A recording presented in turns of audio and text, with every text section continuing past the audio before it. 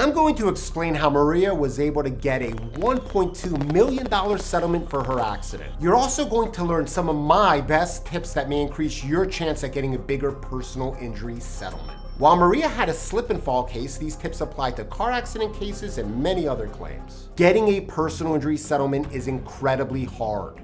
And slip and fall cases are difficult, but there are strategies that you can use to have the best chance at getting a fair settlement. If you want to get your medical bills paid, you'll need a fair settlement. And if you're unable to work, you'll need compensation so that you can continue to support yourself and your family. And you'll also want to get money for your pain and suffering, since the law entitles you to it if someone was careless and caused your injury. Let's get back to Maria's case. She slipped and fell at a hotel. She broke the top of her lower leg bone and also tore the meniscus in her knee. As you can imagine, she experienced a huge amount of pain from those injuries. Paramedics came to the hotel and took her to the hospital. Maria had surgery. A doctor put a plate in her leg and drilled screws into it. Like many people injured in accidents, Maria wanted to get her medical bills paid. She contacted personal injury lawyers in Florida, but they weren't able to represent her. Why not? Because some personal injury lawyers do not like taking slip and fall claims. This is because it's hard to get a fair settlement offer from big insurance companies in slip and fall claims. In fact, I know a lawyer who works at a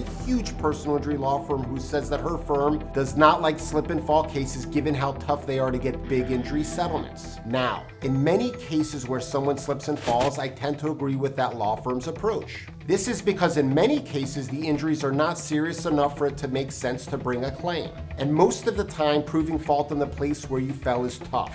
You'll be going up against experienced insurance adjusters. They know how to delay, defend, and deny claims. However, many slip or trip and fall claims can be worth a lot of money. Insurance adjusters and lawyers use the saying, damages drive the case value. This means that serious injuries increase the pure exposure value of a case. This pure exposure value is also called the full settlement value. The pure exposure value is the most likely full jury value of your injury if the insurance company accepts all that you're claiming is true. The pure exposure value does not consider liability, your fault, credibility of the parties, and other defenses. This value is based on a reasonable jury's award. Less serious injuries usually have a smaller full settlement value. Every personal injury claim takes a lot of time to properly handle it so that you can get paid fair settlement value. And it often takes a lot of money to properly handle cases like Maria's. For those of you who may be thinking of handling your personal injury claim without a lawyer, you should note that we spent over $20,000 on Maria's case. We asked her surgeon if the accident caused her post-traumatic arthritis. In any case where you break a bone or tear a ligament or tendon, you or your lawyer should ask the doctor if you'll get post-traumatic arthritis. If they say yes and they put it in writing, it increases the full settlement value of your case. Maria's surgeon said that the accident and severe fracture caused her post-traumatic arthritis of her knee joint. We also asked her surgeon if she'd need surgery in the future. A future surgery can also increase the full settlement value of both your pain and suffering and your medical bills. Maria's surgeon said that she'd need a knee replacement. This was scary for her, but increased the full settlement value of her case. In any case where you're badly injured, you or your lawyer should ask your doctor whether you'll need future medical care.